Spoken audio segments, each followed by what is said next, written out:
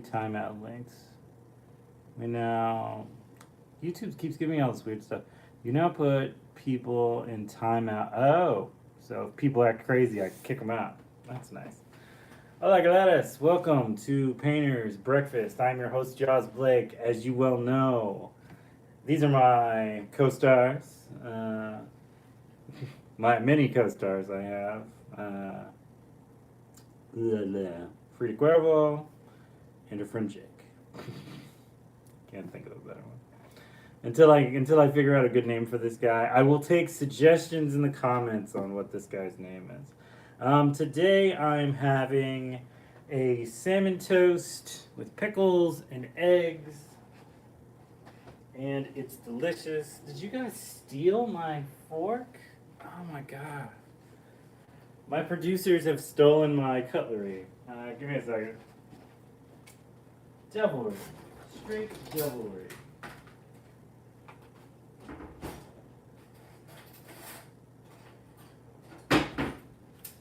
Who would have thunk it? Yeah, no, I see it. It's on the ground here. It's got little bite marks in it. Okay, so the producers have stolen. They are bad little babies. Tom's looking at me like, what? No, not me. I'm just like, yes, you. You're a bad little butt. So yeah, I got my salmon toast, got all my foods. Got a oat milk coffee from Bevco. Not our sponsor officially, but you never know. Could one day be. Yeah, it's a good day. It's a nice, good day. I got some stuff I gotta do, and I gotta run around a little bit and try and get stuff accomplished. And I'm gonna do as much as I can within the time frame that I can. And if I can't get everything done, that'll be okay too. I'm learning to just kind of let go of the control of that aspect. A lot of what I do is just kind of off to the crazies, you know? And I need to be okay with that. So the good thing is this is oat bread, and so it's better for me being diabetic that I can eat this. So I'm excited. I haven't had this in a while, but I've been getting my diabetes a little better in check. So it's a nice little treat. I can't do this every week, obviously, but it feels, it's a nice little treat. Now, Inktober. Some of you are in day 2 of Inktober, because it is October 2nd. Like I said, I'm not going to do anything for Inktober. I just don't feel compelled anymore. It's partially because algorithms kind of suck, and they kind of don't really share a lot of work properly. But also,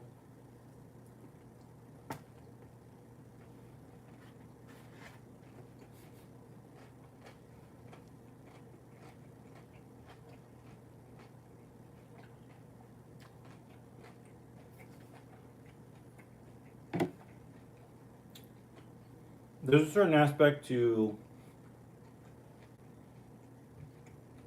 Inktober that is stressful. Like, you stress out super hard about Inktober. There's no way to keep it from happening. Most people get about 10 to 20 days in, and then they just kind of stonewall. They just kind of like hit a wall, and it's over. And, that is okay. It's difficult, but it is okay. You just kind of have to, you have to be forgiving of yourself on that. Like, I myself paint constantly, so it's not really like a motivator for me to do someone else's thing, or even do my own in that aspect. it's just kind of this thing that I do. Like the idea from what I know is people were like, I want to challenge myself to paint 30 days in a row or draw 30 days in a row. And I'm like, well, I mean, I already do that, so I don't quite.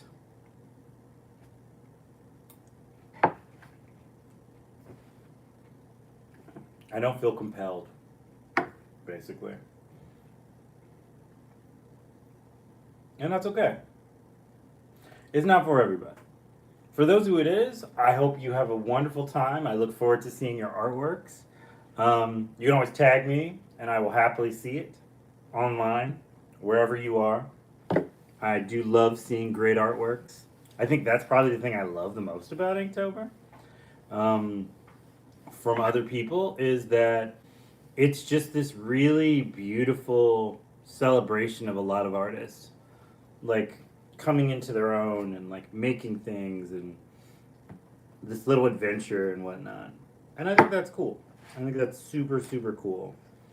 Like I said, not for me, but that does not mean by any means I am not supportive of people who it is.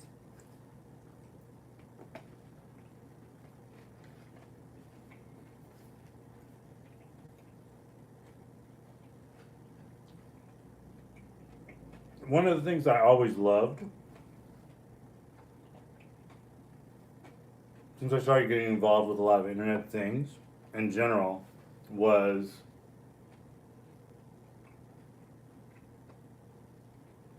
Tumblr, actually. I thought Tumblr was like the coolest because it was a collection of artists.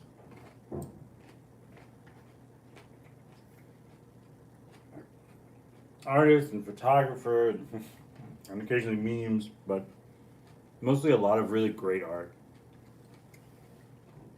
could be shared. And I mean, obviously it's not that now, but it was at one point in time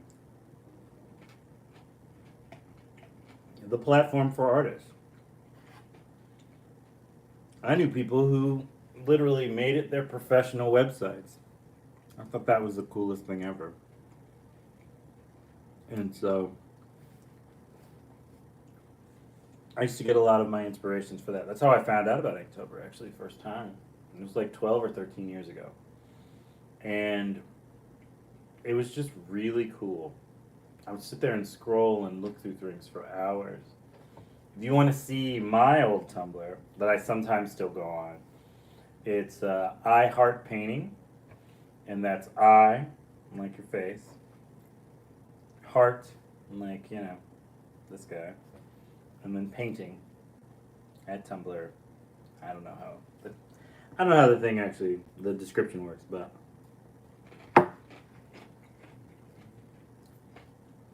there's a lot of my artwork on it. But there's also a lot of artwork that just inspired me. I think the thing that a lot of artists forget is you can be inspired on your first day of being an artist as much as you can be inspired by your 9,000th day of making art.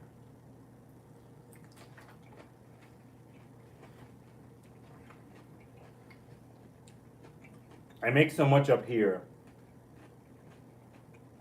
that I oftentimes don't need like exterior stuff. But I still like to do it sometimes, I like to look at photos, I like to look at artworks, I like to feel inspired and hopefully be inspiring. I put a short up on YouTube a couple days ago, and it's this painter from Australia, Furry Little Peach. Some of you know her, some of you don't. If you don't, I suggest you check her out. She has great colors, very happy, bubbly, beautiful artwork. And from that, I put like a little short because she said, I'd love to see what you guys do or what you're working on. while you watch my videos. So I did a little video, a little short, green screen in the back, and me just watching her make some stuff while I was making dinner. And it's just one of those things where like you want to support other artists. Of course, naturally, someone had to write something, but about it. But you know, it's easy. It's easy to hear like negative things that people say, whether they mean them to be negative or not, and like get transfixed on it. But they asked her like, what was the point of making this video? And I was like, to support other artists. Like the whole point of all of this is to support every artist who you appreciate and you love. Like I use iHeart Painting and Painter Files and Painter's Breakfast and Painter's Radio. And they're all meant to be these projects that bring artists together. Like we don't have to be a physical crew that come together and have meetings and do all these things. But we could if we wanted to. And I think that's really fun and exciting because there's so many great artists out there who just don't get their flowers. Like you have to fit certain criteria oftentimes to be celebrated on social media and by museums and by, I don't know, your family and your friends and all this stuff. And I don't think, I get that like people have these standards in which they love art and they feel like it should be put on the forefront and whatnot. But there's a lot of great art that just doesn't get its heyday, you know? It doesn't get its moments. And if I can help it get closer to that, I will. My wonderful wife is doing some cool stuff for Inktober, and I've been sharing her stuff on my page because it's just very good. It's cool. It's very good. I don't have the talent level to do what she does.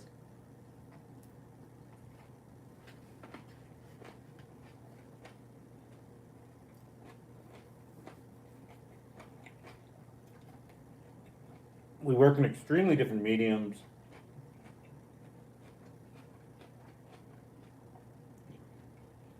Our expressions with our art are very different. But it's just so beautiful. I think the majority of us don't seem to realize that like it does not have to be like what you make to be considered worthy, relevant. We have like a tribalism sort of aspect to what we paint and how we paint and what we paint with. I know quite a few oil painters who just trash talk acrylic painters constantly because they don't think acrylic is as important as oil.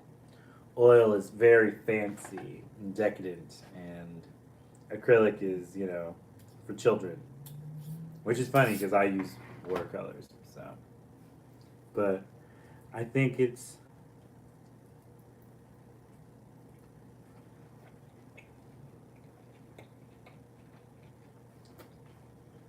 all valid. I think printmakers are valid. I think oil painters are valid. I think acrylic. I think lithographs. I think ink, chalk, digital.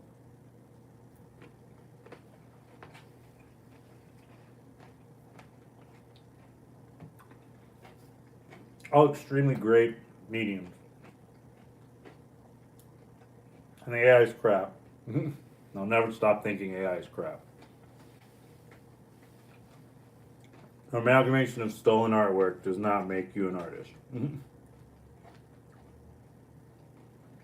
I refuse. I refuse to give on that. It's just theft, and I won't dignify it as anything else other than that. It is funny though, because I had somebody show me some work a while back that was like, check this out, doesn't this look good? And I'm like, yeah, I'm sure it looked great when the original artist did it.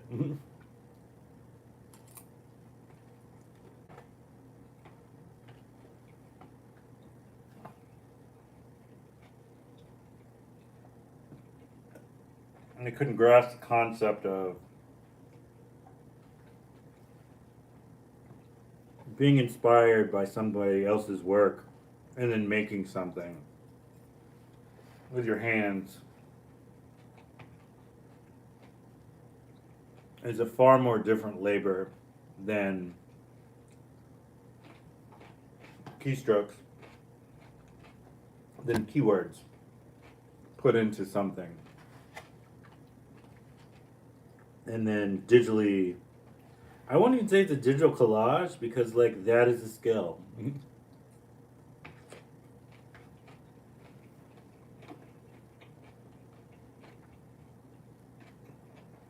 Typing in a couple of art styles and a couple of artists, and then hitting random, random, random, random, random, until you see something that you like.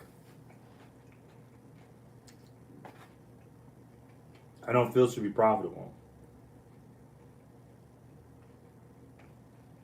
Mainly because you're not paying the original artist, and they didn't agree to be a part of those programs. But also, I don't know. It just feels crappy. It feels like something. It feels like something a bad person would do. And I know that we, in our society, value bad people. The hook or crook method. But I always think that's funny because, like, those are the people who say that oftentimes change their minds when they are no longer the hook, and instead they are victims of the crook. So do with that what you will. Back to more positive notes. So I think Inktober's interesting. Like I said, I'm not participating in it, but I do think it's interesting. I made some artwork yesterday. I'm probably going to make some artwork tomorrow, and probably today. Little things, like I do, because I enjoy them, and I'll keep going.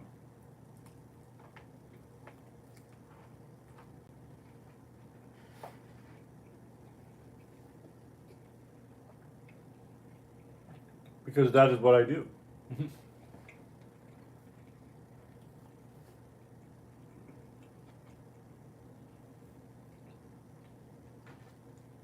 I think the passion of making artwork is a very driving force. There was this really great quote I remember. It's the last thing I'm going to say about AR. Yeah,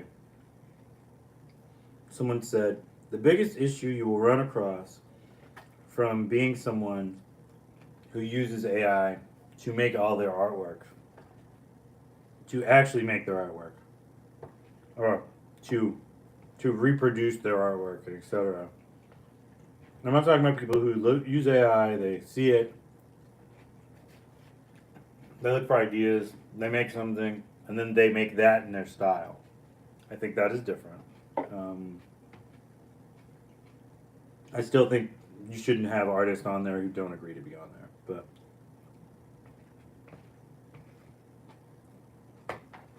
this one curator said very clearly, the biggest issue you're going to run across with someone using any of these programs is there'll be no cohesive theme or style or anything to any of this work. You won't be able to cultivate any of these things because it's not made via the same hands. There's no habits, there's no style, so to speak, to it. So, in this age of stuff going on now, I'll be interested to see whether Inktober looks really good this year or whether it looks really bad this year because people are stealing other people's stuff to try and amalgamate. So, we'll see. But, as always, I am Giles Blake. This has been Painter's Breakfast. I done finished my breakfast, and I will talk to you later. It's all getting revised. All this is changing eventually. I gotta build up a bunch of stuff. Gotta make a set. I will be on my YouTube channel. You will see the progress as it gets made and it does these things. I'm excited to share all these things with you. I think it will be fun. So, I love you. I think you're great. Painter out. Ciao. Bye. Yada yada yada yada yada yada yada yada yada.